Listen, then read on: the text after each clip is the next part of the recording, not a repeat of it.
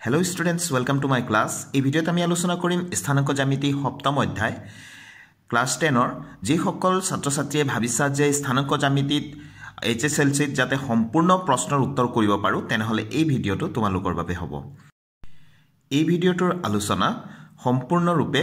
2022ত হ'বলগীয়া HSLC-ৰ সিলেবাসৰ ভিত্তিত কৰা হ'ব। তো স্টুডেন্টস বলাচোন আমি স্টাৰ্ট কৰো। এতিয়া স্টুডেন্টস আমি বিভাজনৰ সূত্ৰটো আলোচনা কৰো। তো ইয়াৰ আগত আমি কি কৰিলো? আমি দূৰত্বৰ সূত্ৰ আলোচনা কৰিলো হয়নে? এইবাৰ আমি বিভাজনৰ সূত্ৰ সেকশন ফৰ্মুলা আমি আলোচনা কৰিম। তো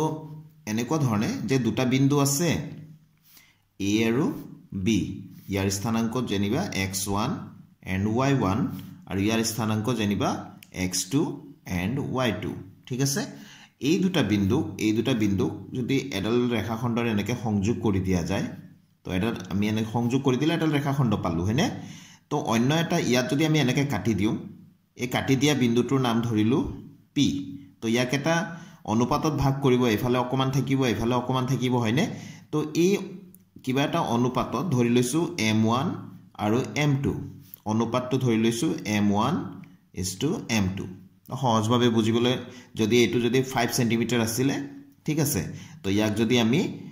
ইয়াত যদি কাটি দিলো যেনিবা এফালে 2 cm থাকিলে এফালে 3 cm থাকিলে, তেনেহলে অনুপাতটো কিমান হ'ব?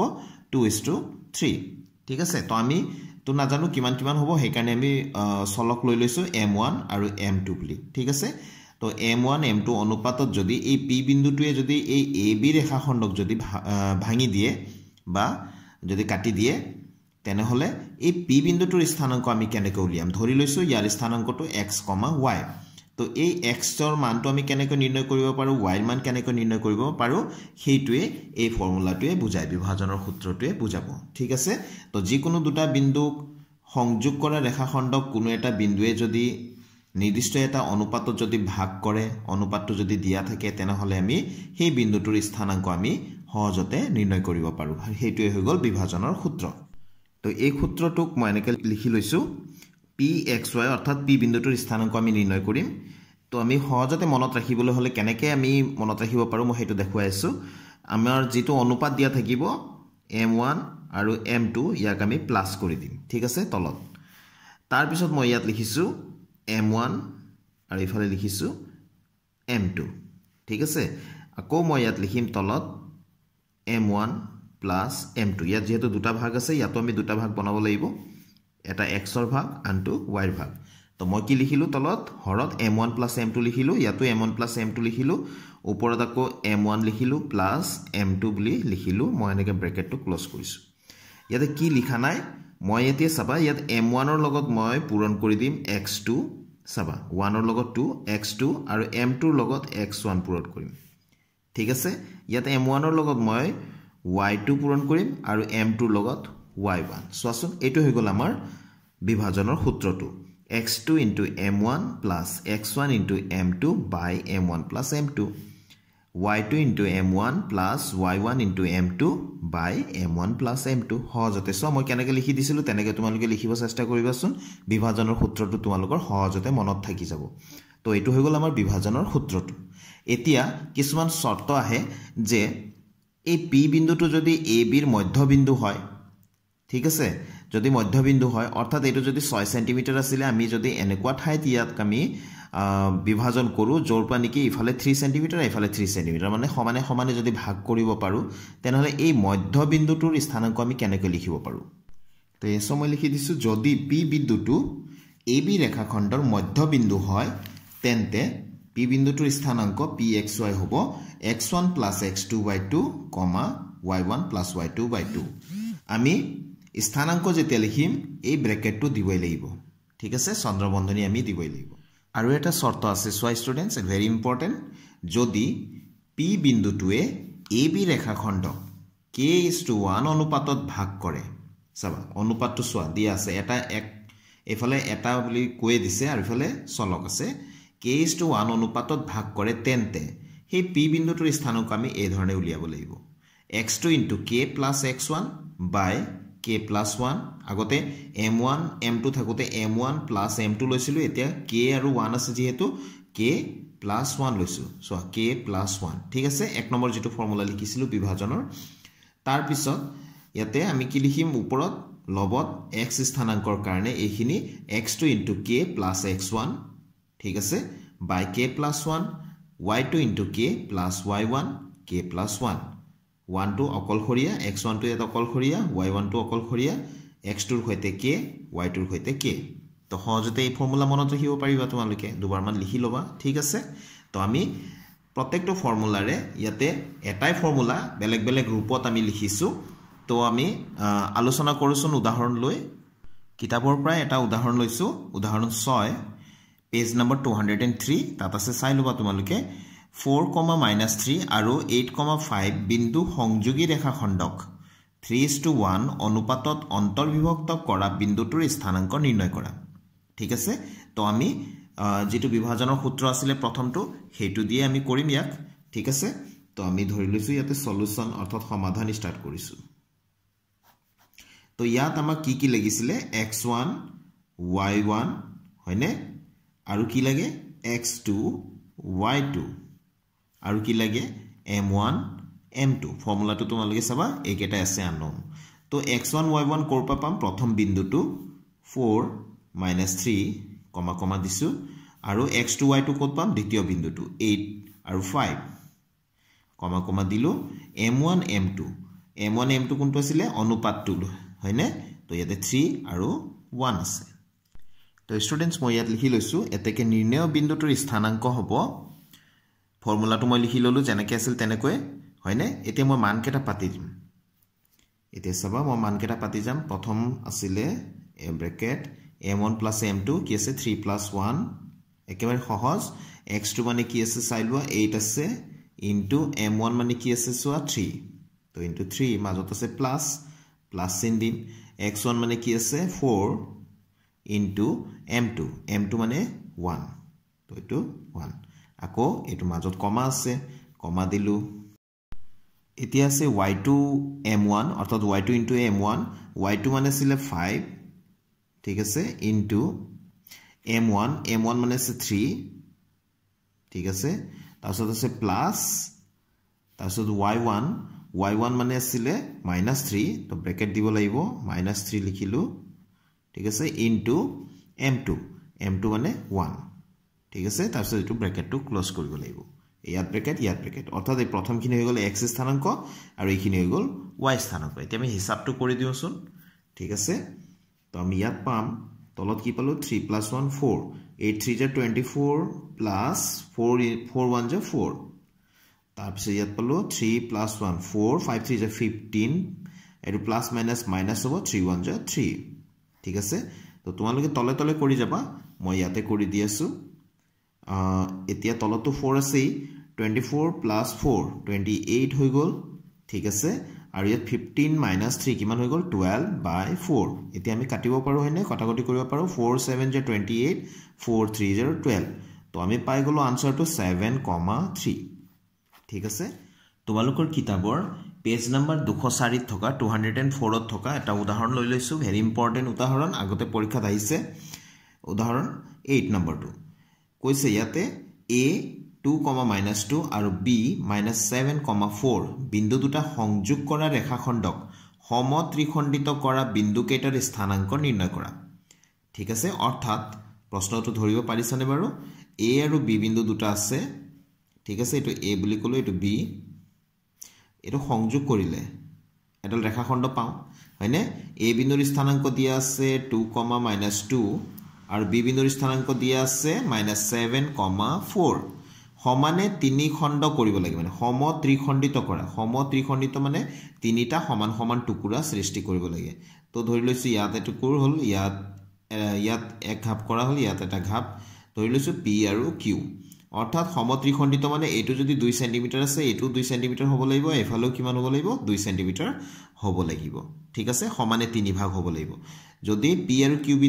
বিন্দুটোৱে a বিক যদি সমানে তিনি ভাগ কৰে তেনেহলে এই p বিন্দুৰ স্থানাঙ্কটো কিমান হ'ব আৰু q বিন্দুটোৰ স্থানাঙ্ক কিমান হ'ব হেতু নিৰ্ণয় কৰিব লাগে ঠিক আছে তো একেবাৰে সহজ সোৱাচোন ইয়াতে এটা কথা বুজিব লাগিব এতে যদি অকল যদি p বিন্দু ধৰা যায় তো পি বিন্দুৰ পৰা এ বি টুক ভালকৈ লক্ষ্য কৰা পিৰ এইফালে বাওঁফালে আছে এটা টুকুৰা আৰু পিৰ সোঁফালে আছে দুটা টুকুৰা অৰ্থাৎ পি বিন্দুটোৱে এ বিক 1:2 অনুপাতত ভাগ কৰিব আকৌ কিউ বিন্দুটোৰ ক্ষেত্ৰত যদি কওঁ কিউ বিন্দুটোৱে এ বিক কি অনুপাতত ভাগ কৰিব এইফালে চোৱা 1 আৰু এইফালে কিমান আছে 2 অৰ্থাৎ 2:1 অনুপাতত ভাগ কৰিব তো সমাধানটো আমি এই ধৰণে ষ্টাৰ্ট কৰিম ধৰা হ'ল এ বিক অৰ্থাৎ এই ৰেখাখণ্ডক সমানে 3 ভাগ কৰা বিন্দু দুটা পি আৰু কিউ তো ইয়াত পি বিন্দুটোৱে এ বিক 2:1 অনুপাতত অন্তৰ্বিভক্ত কৰে বা ভাগ কৰে বুলি লিখিলে হ'ল ঠিক আছে তো অনুপাতটো আমি পাই গলো এটো তো এতেকে পি বিন্দুটোৰ স্থানাঙ্ক হ'ব লিখি ললো ফৰ্মুলাটো আমি লিখি দিম এটো ফৰ্মুলা আছিল নিশ্চয় তোমালোকৰ মনত থাকি গৈছে চাগে কৰোতে তো এতিয়া ইয়াতে আমি মানকেটা পাতিম অনুপাতটো কি আছিল পি বিন্দুৰ কাৰণে 1:2 তো আমি কি লিখিম 1+2 ঠিক আছে x2 মানে হৈ গল b ৰ ফালে আমি পাম ঠিক আছে এটো x1 y1 এটো x2 y2 তো x2 মানে -7 হ'ব -7 into m1 মানে কিমান আছিল 1 ঠিক আছে এয়া m1 ৰ ঠাইত 1 লিখিছো প্লাস x1 মানে আমি পাম এৰ ফালে এটো 2 into m2 মানে আমি পাতিছো 2 ঠিক আছে অনুপাত আছিল 1:2 তো এখিনি হৈ গল এতিয়াটো 1+2 y2 মানে b ৰ ফালে যাম 4 m1 মানে 1 plus y1 মানে এৰ ফালে যাম এটো -2 আমি ব্র্যাকেট দি মাইনাস আছে যেহেতু ইনটু m2 মানে 2 তো মানখিনি পাতি দিলো আমি ধৈৰ্য ধৰি এনেকে ধুনিয়াকৈ ভুল নোহোৱাকৈ মানকেটা পাতি লবা পাতি লৈ এতিয়া আমি হিসাবখিনি আৰম্ভ কৰিম তো 1+2 is 3 -7 1 যা -7 plus 2 2 4 হৈ গল তাসো 1+2 এটো 3 হৈ গল 4 1 4 plus minus 2 2 4 তো আমি পাই গলো ইয়াতে কিমান -7 plus 4 এটা প্লাস এটা মাইনাস থাকিলে সদায় বিয়োগ কৰিব লাগিব তো আমি -3 পাম যেহেতু 7 ডাঙৰ তাৰে চিনটো থাকিব তলত 3 আছে এটোটো 0/3 পালো ঠিক আছে তো মই ইয়াতে লিখি দিছো -3/3 মানে 3 ৰে 3 এবাৰ যাব তো -1 থাকিব আৰু 0 ক আমি 3 ৰে হৰণ কৰিলে 0 ক যিকোনো সংখ্যাৰে হৰণ কৰা কিমান পাব 0 পাব তো আমি পালো -1, 0 তো আমি সুবিধাৰ কাৰণে এনেকৈ আমি ৰাফলি আকি ললে হ'ল এটা আমি পি বিন্দুটোৰ স্থানাঙ্ক পাই গলো -1, 0 এটা কিউ বিন্দুটোৰ স্থানাঙ্ক আমি এই অনুপাত ব্যৱহাৰ কৰিব পাৰো এ বিৰ কাৰণে কিউ বিন্দুটোৱে কি অনুপাতত ভাগ কৰিব এ বিক 2 আৰু 1 অনুপাতত ভাগ কৰিব 2:1 অনুপাতত ভাগ কৰিব হয়নে কাৰণ ইফালে দুটা খণ্ড ইফালে এটা খণ্ড অন্য ধৰণে আমি কৰিব পাৰো যেহেতু কিউ বিন্দুটো পিবি ৰেখাখণ্ডটোৰ এইখিনিৰ পৰা এইখিনি বাদ দিলে পিবি ৰেখাখণ্ডটোৰ মধ্যবিন্দু হয় হয়নে এই কিউ বিন্দুটো যেহেতু সমান এইটো যিমান আছে এইটো হিমান আছে গতিকে কিউ বিন্দুটো কি হ'ব পিবিৰ মধ্যবিন্দু হ'ব গতিকে মধ্যবিন্দুৰ যেটো সূত্ৰটো আছিল বিভাজনৰ হেতু আমি ব্যৱহাৰ কৰো কিউ বিন্দুটোৰ স্থানাঙ্ক নিৰ্ণয় কৰিব পাৰো মই এইটো ব্যৱহাৰ নকৰি মধ্যবিন্দুৰ স্থানাঙ্কৰ যেটো সূত্ৰ আছিল বিভাজনৰ হেতু আমি মই ব্যৱহাৰ কৰি দিম ঠিক আছে কাৰণ আমি পি বিন্দুৰ স্থানাঙ্ক পাই গৈছো ইফালে বি বিন্দুৰ স্থানাঙ্ক আছে আৰু কিউ বিন্দুটো পি আৰু বি ৰ মাজত আছে তো মই ইয়াত লিখি দিছো যেহেতু কিউ বিন্দুটো পি বিৰ মধ্যবিন্দু হয় পি বি খণ্ডটোৰ মধ্যবিন্দু হয় এতেকে কিউ বিন্দুৰ স্থানাঙ্ক মধ্যবিন্দু যদি হয় তেনেহলে আমি কেনেকৈ ফৰ্মুলাটো লিখিম যে x1 + x2 / 2, y1 + y2 / 2 এই ফৰ্মুলাটো সহজ হয় সেইকাৰণে আমি এটো ব্যৱহাৰ কৰিম ঠিক আছে যেহেতু আমাৰ সুবিধাটো আছে x1 মানে হৈ গল x1 হলে -1 x2 হলে -7 ঠিক আছে আৰু y1 মানে 0 আৰু y2 মানে কি হ'ব 4 হ'ব ইয়াৰ কাৰণে তো আমি ইয়াত লিখিম এতিয়া তো x1 টো হৈ গল -1 প্লাস x2 মানে -7 আছিল তো ব্র্যাকেট দিম আমি ঠিক আছে /2 আৰু y1 মানে আছিল 0 প্লাস y2 মানে আছিল b ৰ ফালে যাম 4/2 ঠিক আছে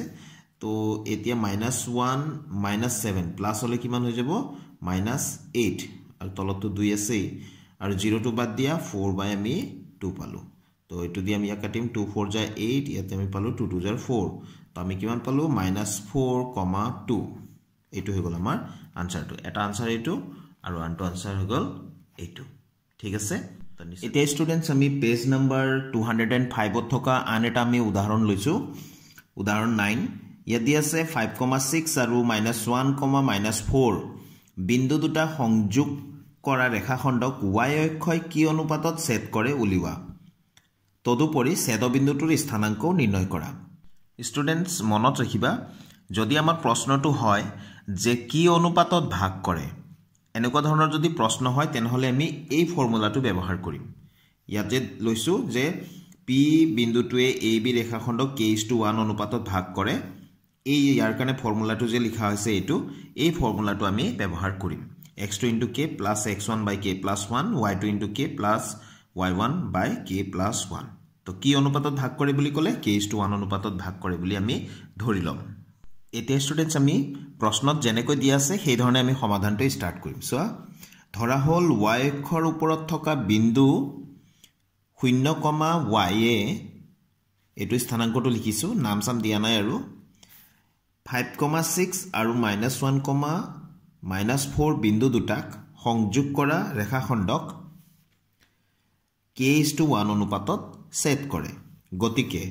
আমি কাৰ স্থানাংক নিৰ্ণয় কৰিব লাগে যেটো y অক্ষৰ ওপৰত থকা বিন্দু যাক আমি ধৰি লৈছিলো 0, y বুলি তো 0, y ইয়াৰ আমি লিখিম ফৰ্মুলাটো হৈ গল k + 1 x2 * k + x1 এটো আকৌ k + 1 y2 * k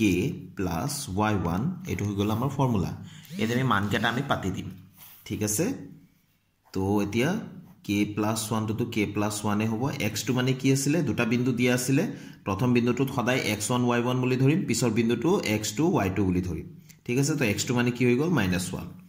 তো -1 * k + x1 মানে ইয়াতে আছে 5 ঠিক আছে আৰু ইফালে k + 1 আৰু ইফালে y2 মানে কি আছে -4 আৰু k * k ক্রস দিলে হল নিদিলে হল প্লাস y1 মানে ইয়াতে আছে 6 ঠিক আছে তাৰ মানে ইয়াৰ প্ৰথম 0 টোৱে এইখিনিক বুজাব আৰু y2 ৰ কাৰণে হল এইখিনি তো আমি 0 = এইখিনি লব পাৰো মন কৰিবা ইয়াতে সোৱা দুটা ভাগ আছে 0, y ইয়াতো দুটা ভাগ আছে প্ৰথম ভাগটোৰ সমান হ'ব দ্বিতীয় ভাগটোৰ সমান ইয়াক আমি সহজতে সমাধান কৰিবলৈ হলে 0 = এটো আমি লম তেতিয়া আমি k এৰ মানটো উলিয়াই লব পাৰিম তো ইয়াত এইখিনি মানে কোনটো ধৰিম 0 তো -1 * k -k হৈ গল +5 একেবাৰে কামটো কৰি আছো k + 1 = কি লিখিম 0 লিখিম ঠিক আছে নিশ্চয় বুজি পাইছা যেহেতু প্ৰথম ভাগটোৰ সমান তো এতিয়া আমি যেহেতু এটাই ভগ্নাংশ আছে আমি ক্ৰস পূৰণ কৰিম বজ্ৰ গুণন তো -k + 5 আৰু 0 আৰু এই তলৰটো পূৰণ হ'ব হয়নে বজ্ৰ গুণন তো 0 তলত 1 আছে 1 টো ইফালৰ তলৰটো ইফালৰ লগত আমি পূৰণ কৰিম ওপৰটো লবৰ লগত আৰু ইফালৰ তলৰটো ইফালে লবৰ লগত পূৰণ কৰিম এটো বজ্ৰ গুণন পদ্ধতি ক্ৰস মাল্টিপ্লিকেশন তো শূন্যৰ লগত যি পূৰণ হয় হেটো শূন্য হৈ যায় হয়নে তো এতেকে -k = কিমান হৈ যাব ইফালে 5 টো হিটো ফালে লৈ গলো -5 অৰ্থাৎ মাইনাস ক্যান্সেল হৈ গল দুইফালে এতেকে k = কিমান পালো 5 পাই গলো দেখিছানে k এর মান কিমান পাই গলো 5 পালো তো আমাৰ এতেকে অনুপাতটো কিমান হৈ যাব এতেকে নিৰ্ণয় অনুপাতটো হৈ যাব 5:1 যেহেতু আমি অনুপাতটো কিমান লৈছিলো আমি k:1 লৈছিলো 1 to 1 এ থাকিলে আৰু k এর ঠাইত আমি কি পাতি দিম 5 পাতি দিম ইয়াত অকমান এটা ভুল হৈ গল সুধাৰি লম আমি প্ৰশ্নটোত আছিল 5 - 6 ঠিক আছে তো -6 যদি হয় ইয়াতো আমি -6 দিব লাগিব সাবা ঠিক আছে তো -6 মানে এটো y1 x1 y1 আমি y1 যত পাতিছো তাত আমি -6 দিব লাগিব y1 এছিলে ইয়াত y1 ৰ মানটো এটো 6 আছে তো আমি কিমান পাতিব লাগিব ইয়াতে -6 এতিয়া ষ্টুডেন্টস আমি এই কোৱেশ্চনটোৰ সেকেন্ড পাৰ্টত আমি চাও ইয়াত দিয়া আছিল তদুপৰি ছেদবিন্দুটোৰ স্থানাংক নিৰ্ণয় কৰা আমি যে ধৰি লৈছিলো ইয়াত ধৰা হল y অক্ষৰ ওপৰত থকা বিন্দুটো 0, y বুলি এই y এৰ মানটো আমি নিৰ্ণয় কৰিব লাগে এতিয়া y এৰ মানটো আমি কেনেকৈ নিৰ্ণয় কৰিম আমি যে এই সম্পৰ্কটো পাইছিলো আমি 1 নম্বৰ বুলি দি লৈছিলো 0, y = এইখিনি আৰু এইখিনি হয়নে ইয়াত 1 নম্বৰ বুলি দি থৈছো তাৰ পিছত আকৌ k এৰ মান যেতিয়া উলাল k = 5 ইয়াতে আমি 2 নম্বৰ দি থলে ভাল হ'ব সমীকৰণ দুটা দি ললো ঠিক আছে এতিয়া এই যে আমাৰ সম্পৰ্কটো আছিলে এইখিনি ইয়াৰ পৰা আমি y মান উলিয়াব চেষ্টা কৰিম এটা যেনেকৈ 0 = এইখিনি লিখিলো y সমান কিমান লিখিম এইখিনি লিখিম ঠিক আছে তো এই স্টুডেন্টস মই লিখি দিলো 1 ৰ পৰা y = -4k + -6/k + 1 তো এতিয়া -4 k মানে কিমান পাইছিলো 5 পাইছিলো * 5 লিখিলো +- -6 আমি যে k এর মান যে পাতিলো 5 কৰবা পাতিলো 2 ৰ পৰা বুলি লিখি দিছো ঠিক আছে তো -4 * 5 5 4 20 হয় -20 আৰু ইফালে -6 আছে তো -20 -6 মিলি পেলাই কিমান হ'ব যাব -26 -26 / এটো 6 তো আমি 2 দি কাটিব পাৰো 2 * 3 = 26 আৰু 2 * 3 = 6 তো আমি কিমান পাই গলো ইয়াতে -13/3 তো আমি হেকত লিখি দিম এতেকে ছেদবিন্দুটোৰ স্থানাংক হ'ব আমি 0, y লৈছিলো তো 0, y এর মানটো আমি কিমান পালো y = আমি পাই গলো -13/3 লিখি দিলো তো এইখিনিলৈকে আমি কৰিব লাগিব তো আজিৰ ভিডিওটো মই ইয়াতে সামৰিম ষ্টুডেন্টস আশা কৰো তোমালোকক এই ভিডিও যথেষ্ট সহায় কৰিব তো এই ধৰণে তোমালোকে কৰি যাবা প্ৰেক্টিস যিমান পাৰা প্ৰেক্টিস কৰিবা যিমান প্ৰেক্টিস কৰিবা হিমানে তোমালোকৰ কাৰণে ভাল হ'ব তো আমি নেক্সট ভিডিওত আকৌ লগ পাম নতুন কোৱেশ্যনৰ সৈতে thank you students keep watching my channel